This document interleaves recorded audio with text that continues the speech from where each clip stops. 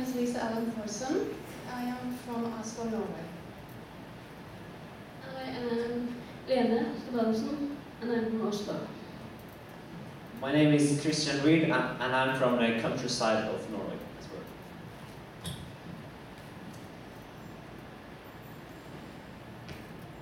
When we got off the plane in Atlanta, we got some disturbing text messages from family home.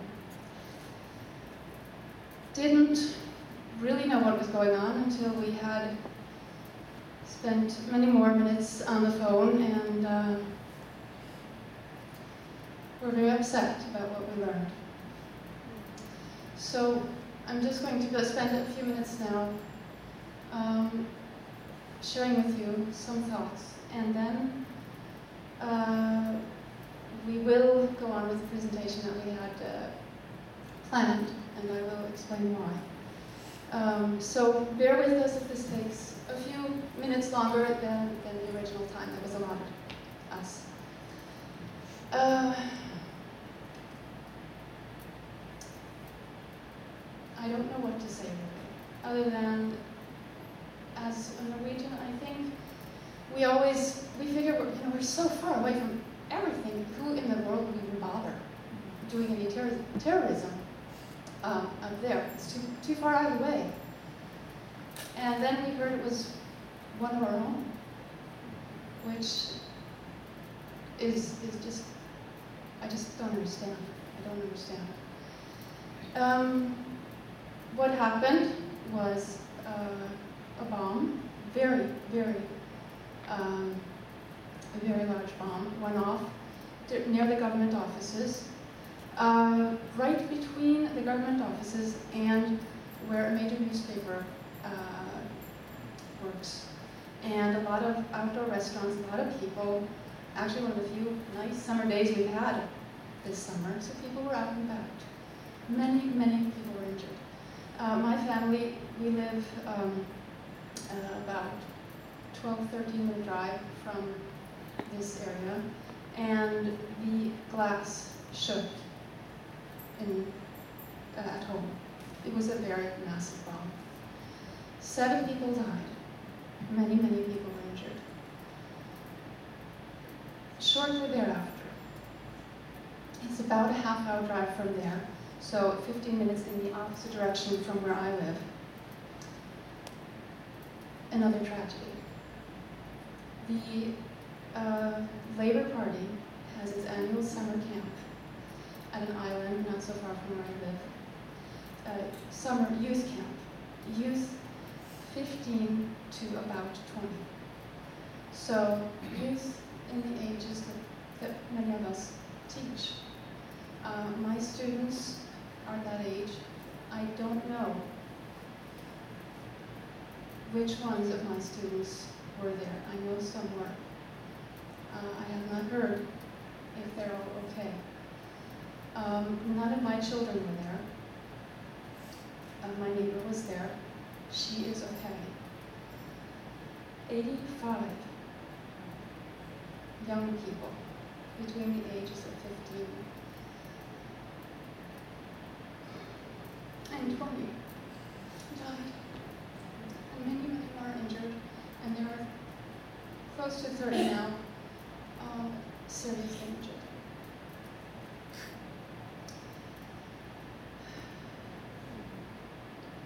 Our Ministry of Foreign Affairs has said that tomorrow,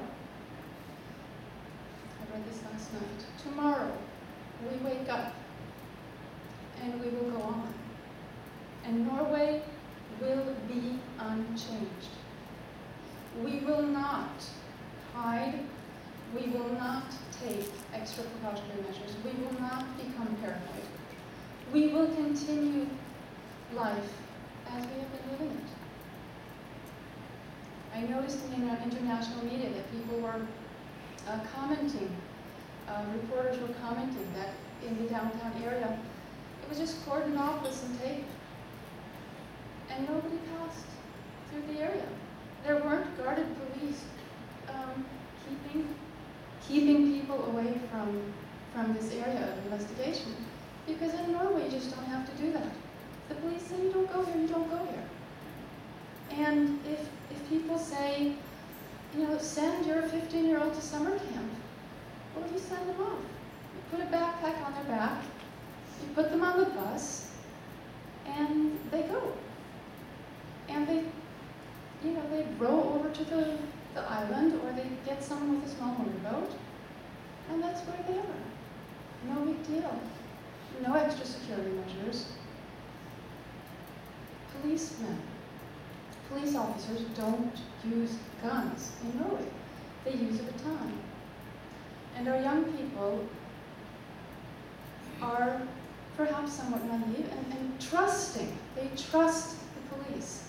That when this person came, dressed as a police officer, and said, I want to inform you of something that's happened in Oslo, come over here, they all gathered around him. And then they started shooting. Some of the young people actually were interviewed and they thought, this doesn't seem right because he has a gun. Police don't have a gun. And they kept away and they saved their lives. Police officers do not have guns anymore. They don't carry guns unless there's a special reason. That's the kind of country it is. And that will not change. So, when we heard this news, we have decided not to do our presentation. But after reading on the internet what our Ministry of Foreign Affairs has said, we have decided that we want to do this anyway, because life goes on. And we want to show you the Norway that we love. But before we do that, we'd like to take a minute of silence.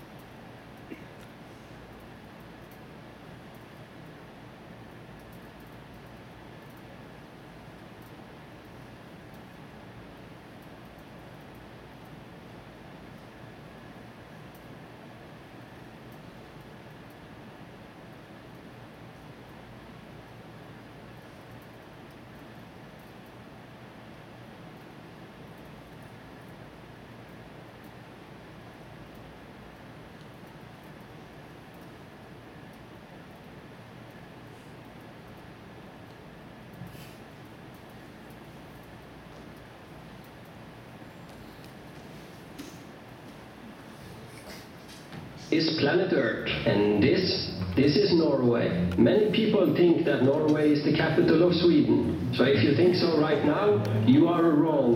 Since ancient time, Norway has survived on fish, potatoes, rocks and plundering. And then in the 1960s, we invented the oil. We gave up rocks and plundering, but we still like fish and potatoes. The invention of oil has in many ways laid the foundation of today's society, where we are born with skis on our feet. Even before we learned how to walk or even stand, we got dragged into a big ski called a pulk. But as soon as they learn how to stand on their own feet, they are forced to love skiing. During these ski trips, they also learn how to love the lunch packet. The lunch packet's most popular containment is a frozen piece of bread with a slice of yellow cheese on it. But soon enough, we learn how easy it is to get something else. Bedtime stories are a big thing in Norway. They mainly evolve around scary creatures like trolls and a guy called Askeladden. And these stories are the main reason why the children are afraid of the dark. Even though we Norwegians got extremely wealthy from inventing the oil, we keep forgetting to buy more kindergartens. So socializing is a rare expense for some kids. But what we do buy a lot of are schools. We start school at the age of 6 and graduate after we learn that Norway is not the capital of Sweden and the Norwegian special letters and lunch packet with the frozen bread and the cheese is still popular here. 2 weeks before the final exams and graduation, the grad students put on red and blue overalls. Then we drink and drive red and blue cars, sometimes also buses, while not doing our homework. The 17th of May is the last day of celebration, and this also happens to be our day of independence. On this day we celebrate our liberty, our fish and potatoes and oil. We have flags and eat Norwegian traditional food like hot dog. Kids and grown-ups also wear a traditional dress made from wool called a bunad. It itches terribly, is way too warm and makes you look fat. That doesn't stop us from smiling and dancing and kicking hats of sticks during traditional folk dances. After graduation from high school, we leave our moms and her dinners. We migrate to bigger cities and discover dinners that are much more enjoyable than mom's fish and potatoes. But we still like fish and potatoes. After moving to bigger cities, we find a job or a book to read and go out 2 days per week. We mingle and have sex. Actually, we are at the top of the scale when it comes to one-night stands. Simple, easy enjoyment. Then we have babies and start a family. Our children are born with skis on their feet and then put them in pumps and make them go ski. Make lunch packets, scare them with stories about trolls, make them wear clothes that itches and tell them to kick hats, give them money so they can drink and drive and not read, so that they can repeat their cycles over and again. And they say now, hey, welcome to Norway.